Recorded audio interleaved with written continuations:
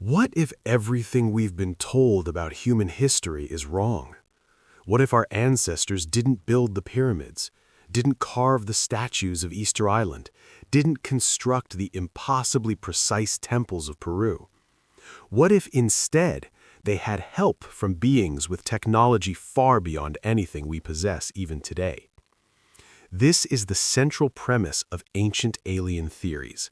The idea that extraterrestrial visitors came to Earth thousands of years ago and either built these monuments themselves or gave ancient humans the knowledge to do so.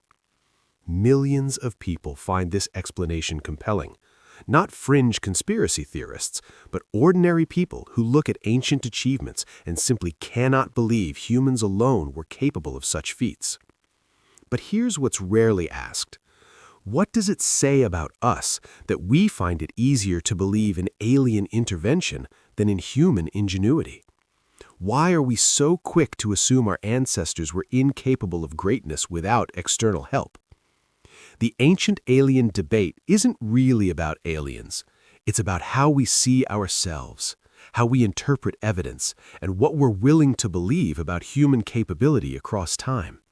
It's about the stories we tell when we encounter something we don't immediately understand. Today, we're not going to tell you what to believe about ancient aliens. Instead, we're going to examine why this theory exists, what it reveals about modern thinking, and what we might be missing when we assume the past needed the future's help. The modern ancient alien movement essentially began in 1968 with Swiss author Erich von Däniken's book, Chariots of the Gods. Von Däniken proposed that many ancient religious texts, monuments, and artifacts could be reinterpreted as evidence of extraterrestrial contact. His core argument was simple. Ancient humans lacked the technology, knowledge, and capability to create certain monuments and artifacts. Therefore, these achievements must have required intervention from a more advanced civilization, specifically aliens who visited Earth and were interpreted by ancient people as gods. The argument follows a consistent pattern. First, identify something ancient that seems technologically sophisticated or difficult to explain. Second, assert that ancient humans couldn't possibly have done it with their primitive tools and knowledge. Third, propose alien intervention as the most logical explanation. Finally, reinterpret ancient texts and images as describing spacecraft, technology, and extraterrestrial beings. This framework has expanded far beyond von Däniken. Television programs, particularly on the History Channel, have popularized the phrase "ancient astronaut theorists suggest," which has become shorthand for this interpretive approach. Proponents examine ancient art and see spacesuits instead of ceremonial dress. They look at perfectly fitted stone blocks and see laser cutting instead of patient craftsmanship. They read descriptions of flying chariots and see helicopters instead of poetic metaphors. The underlying assumption is always the same. Technological sophistication is the only form of sophistication. If something required advanced engineering, it must have required advanced technology. And if ancient humans didn't have that technology, someone else must have provided it. But this assumption reveals something important about our modern bias. We live in an age where technology solves problems, where machines do the work humans once did by hand, and where knowledge is stored digitally rather than transmitted orally. We've become so dependent on our tools that we struggle to imagine achievement without them. And so we project our limitations onto the past. Because we couldn't build the pyramids with modern cranes and computers, we assume they couldn't either. Because we rely on written records, we assume oral traditions couldn't preserve complex information. Because our civilization requires technology, we assume all sophisticated civilizations must. Let's examine the sites most frequently cited as evidence of ancient alien intervention, starting with the most famous, the Great Pyramid of Giza. Ancient alien proponents point to several features they consider impossible for Bronze Age humans. The precision of the construction, some stones fitted so tightly that a blade cannot fit between them. The alignment with true north is to within a fraction of a degree. The sheer scale, 2.3 million stone blocks, some weighing 80 tons, moved and placed with apparent ease. How, they ask, did ancient Egyptians cut limestone and granite with such precision using copper tools? How did they move multi-ton blocks without modern machinery? How did they achieve astronomical alignment without telescopes? Then there are the Nazca Lines in Peru, enormous geoglyphs etched into the desert, some stretching hundreds of feet, depicting animals, plants, and geometric shapes.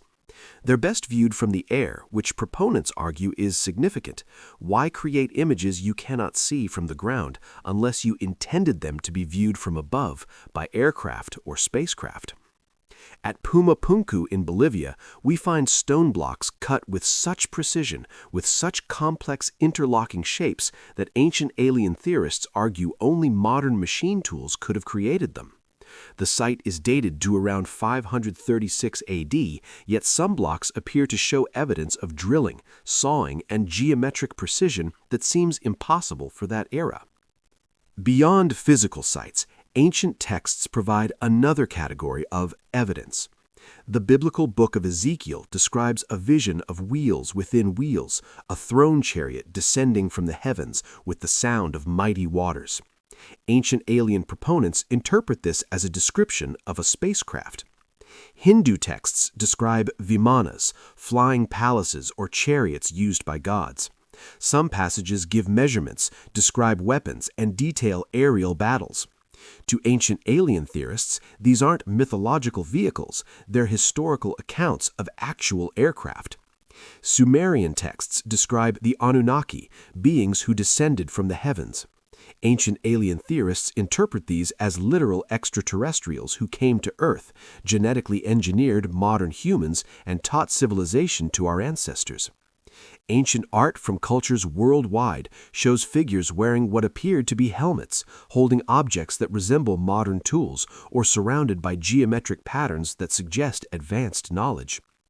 When you examine all these examples together, a pattern does emerge, not of alien intervention necessarily, but of a specific interpretive approach. Take something complex or mysterious, remove all cultural and historical context, reinterpret it through a modern technological lens, and present it as evidence of something our ancestors repeatedly insisted it wasn't. Before dismissing ancient alien believers as naive or foolish, we should ask a more interesting question. What psychological and cultural factors make this theory so appealing? First, there's the appeal of mystery and specialness.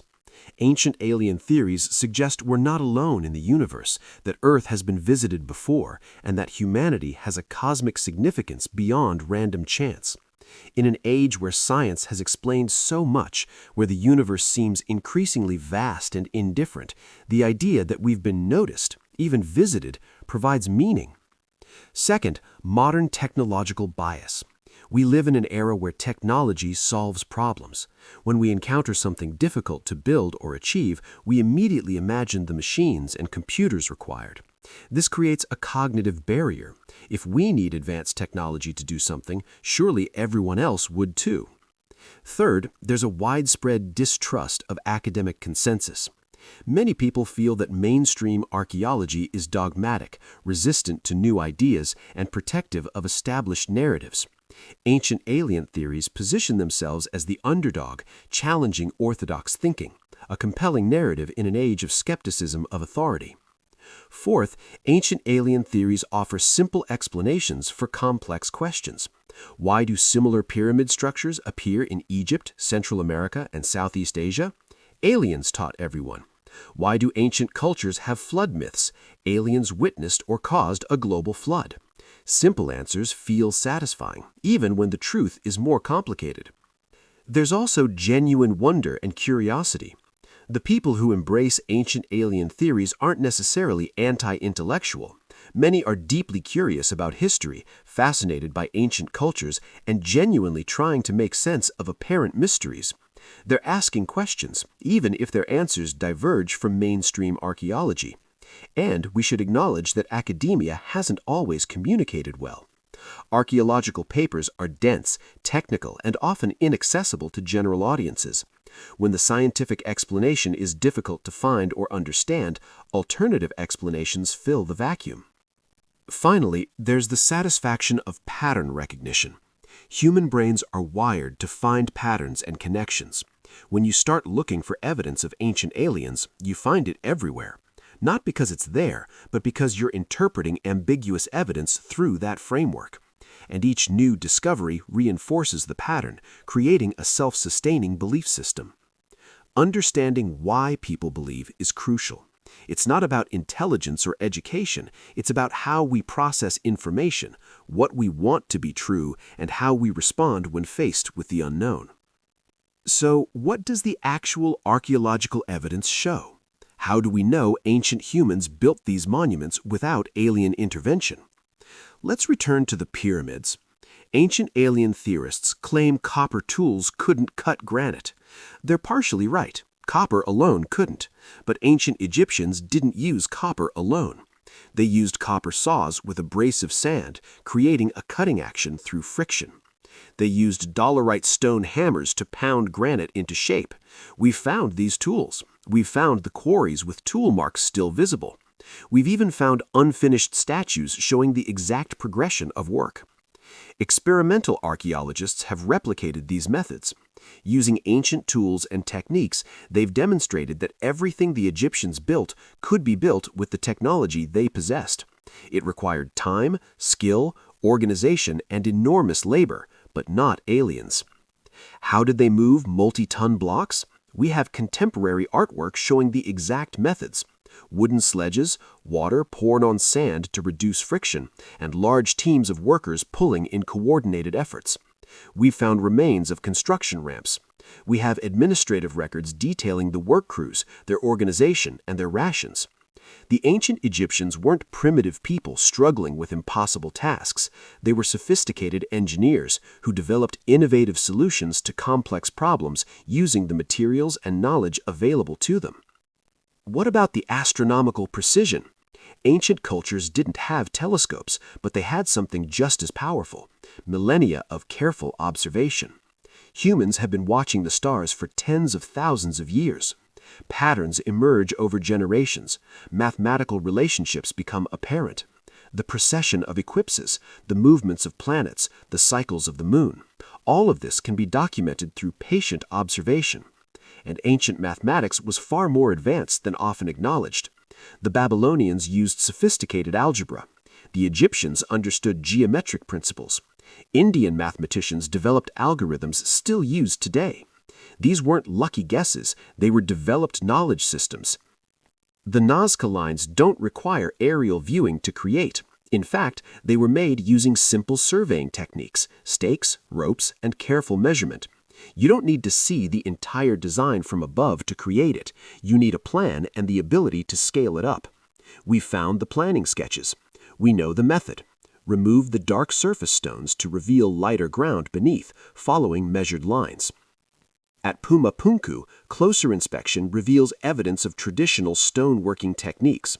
The precision, while impressive, is achievable with patience and skill.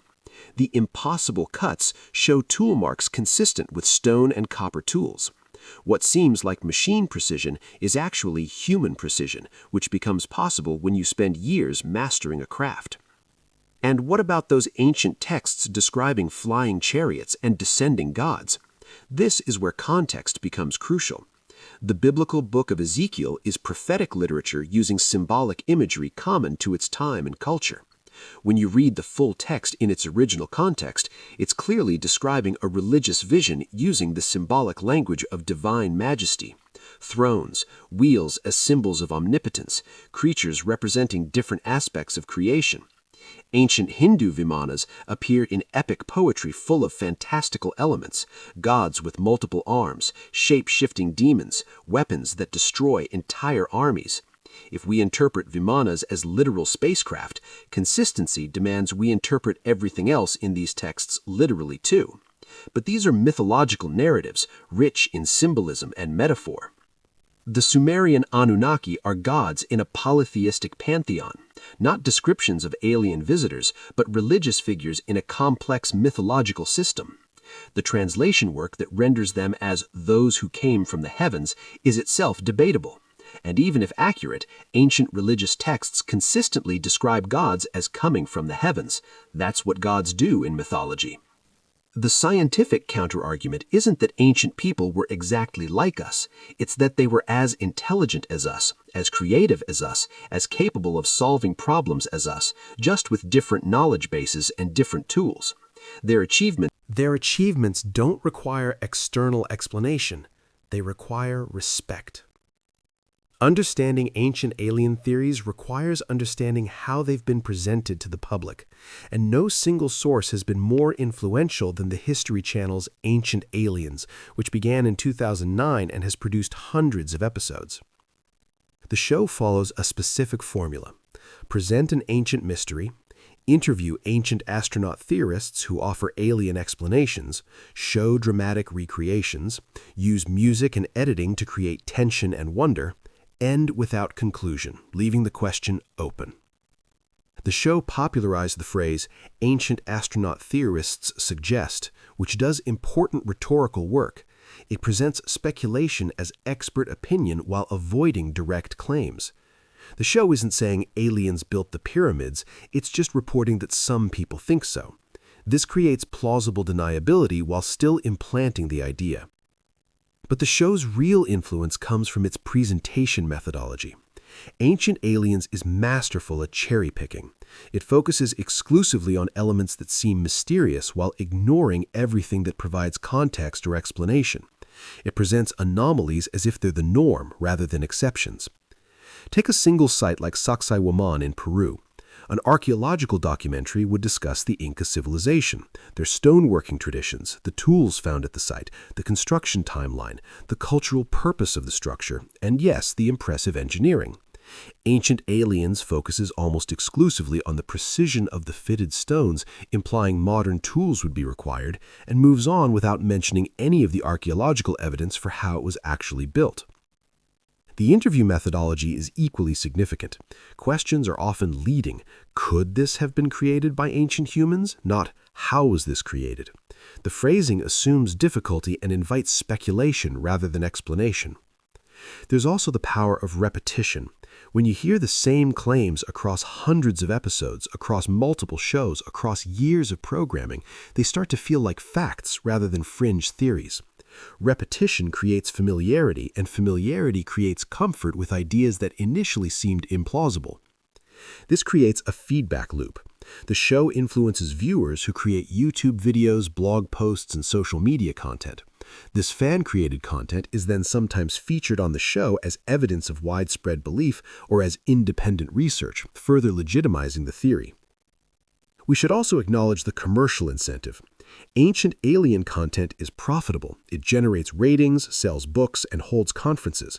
There's an entire industry built around this theory, one that benefits from mystery remaining unsolved. A definitive answer either way would be bad for business. The blurring of entertainment and education is crucial here. When these shows appear on the History Channel, when proponents use titles like researcher or investigator, they borrow the credibility of scholarship while avoiding its standards, their entertainment posing as education, speculation presented as investigation. Here's what's rarely discussed in ancient alien debates: the implicit assumptions about which civilizations apparently needed alien help. Ancient alien theories focus overwhelmingly on achievements by non-European civilizations.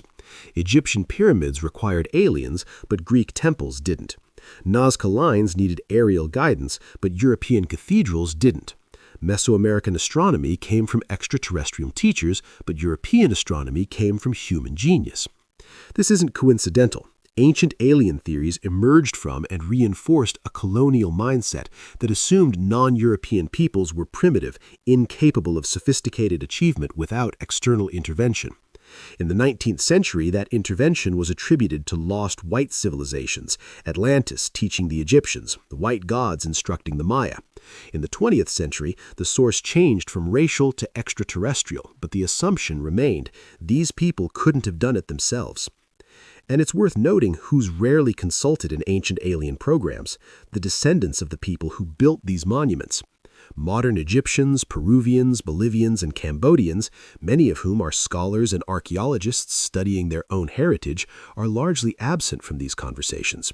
Their voices, their cultural knowledge, their interpretations of their ancestors' achievements deemed less interesting than speculation about aliens.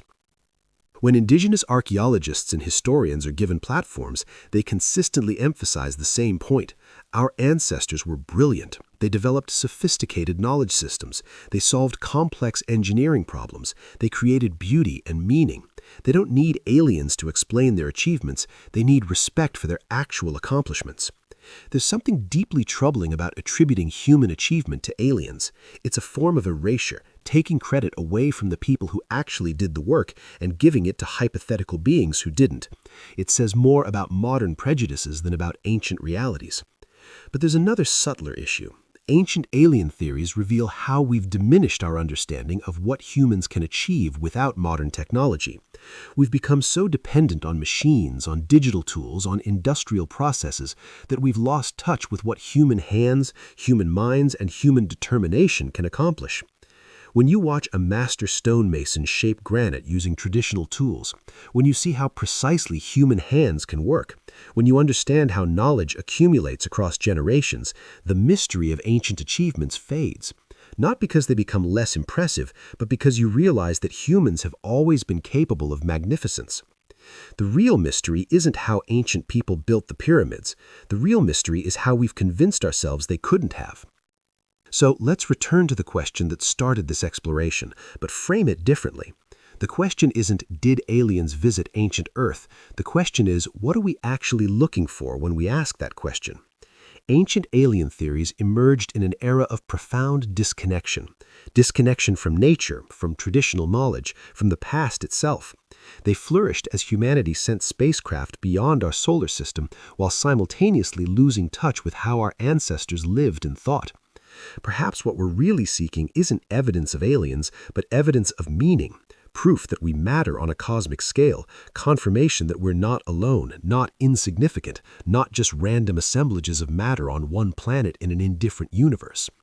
When we attribute ancient achievements to aliens, we rob ourselves of something profound, the evidence that humans working together with nothing but ingenuity and determination can create lasting beauty and meaning. We trade the actual miracle, human potential, for a hypothetical one. Every culture, given time and resources, develops sophistication. Every civilization solves problems creatively. Every society reaches towards something greater than immediate survival. This pattern doesn't require external explanation. It is the human pattern, repeated across geography and time. Does this mean archaeology has explained everything? Of course not. There are genuine mysteries, construction techniques we haven't fully reconstructed, knowledge systems we don't completely understand, achievements that still impress us. But mystery doesn't equal impossibility. We don't know exactly how doesn't mean, therefore, aliens. The more interesting questions don't involve aliens at all. How did similar ideas emerge independently in isolated cultures? How was knowledge preserved and transmitted before writing? How did ancient people develop such a sophisticated understanding of mathematics, astronomy, and engineering through observation and experimentation? What can we learn from their solutions to problems we now solve differently? And here's the genuinely open question. If we ever do encounter extraterrestrial intelligence, and perhaps someday we will, what will that mean for how we understand our own history? Will it make ancient human achievements seem less remarkable, or will it highlight just how extraordinary it is that intelligence, creativity, and the drive to create meaning emerge wherever life becomes conscious of itself?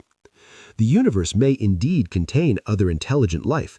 That possibility remains open, and searching for it is a legitimate scientific endeavor. But using that possibility to diminish human achievement, to deny ancient peoples their agency and genius, to replace careful archaeology with entertaining speculation, that doesn't honor the past. It misunderstands it. So ask yourself, do you need aliens to make ancient history interesting? Or is the story of what humans actually accomplished with stone and copper, with patient observation, with accumulated knowledge and collaborative effort, extraordinary enough on its own? Because perhaps the real alien idea is that our ancestors were somehow less than us. Perhaps the real mystery is why we find it easier to believe in ancient astronauts than in ancient genius. Thanks for joining this exploration of ancient alien theories and what they reveal about how we interpret the past through the lens of the present. Here's a question for you. If definitive proof emerged tomorrow that aliens had never visited ancient Earth, would human history become more interesting or less? Would ancient achievements become more impressive or less? Share your honest thoughts in the comments. This isn't about right or wrong, but about what we value and why. If you're interested in content that examines not just what we believe, but why we believe it, content that respects your intelligence while challenging your assumptions, consider subscribing and turning on notifications. And if you want to explore more myths, mysteries, and the human stories behind them, check out our videos on the Bermuda Triangle, the Loch Ness Monster, or cryptozoology and the search for unknown animals. We bring the same thoughtful, balanced approach to every topic. Until next time, stay curious, question everything, including your own assumptions, and remember, humanity's real story is far more remarkable than any fiction we could attribute to visitors from the stars.